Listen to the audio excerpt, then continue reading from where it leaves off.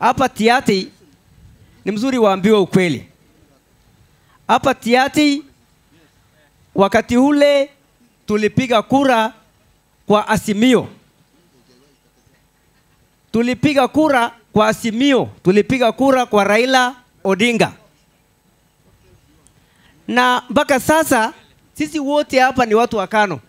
Hata Kamket ni mtu wa KANU. Hata Lokales ni mtu wa KANU. Hata Maria ni mtu wa KANU. Lakini Kamket na Lokales na Maria waliingia dirisha wakaenda UDA. Lakini sisi bado tuko ndani ya nyumba. Sasa tunaomba baba, tunataka tupatie ndugu yetu kura 2027. Hiyo ndio kitu tunataka tufanye kama watu wa Tiaty. Ombi langu ni hii. Tunaomba tuombe kura ya rais ya 2027 kama wakaaji wa Tiaty. Lakini tusilazimishwe kwenda UDA. Kwa sababu hapa tuko na UDA, tuko na KANU, tuko na UDA, tuko na KUP, tuko na kabila machama ndoko ndoko. Wacha sisi tuombe kura ya kupatia rais. Lakini tusilazimishwe twende UDA. Asante.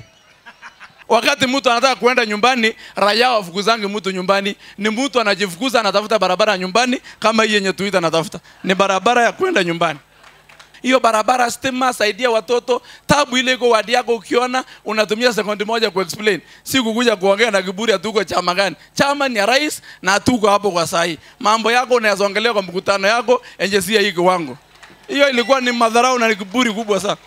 Mfugaji yote katika hii dunia tunaishi kutafuta vitu ngapi? Adeng.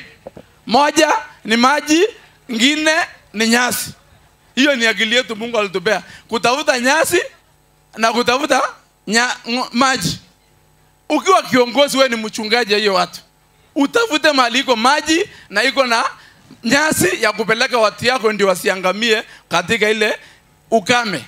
Na Kamket wakati alichaguliwa akaona nyasi iko kwa William Ruto, maji iko kwa William Ruto, akapiga hapa utana akapeleka Nyipocho Nation, atungekuwa hapa leo kama Kamket angekuwa msituni.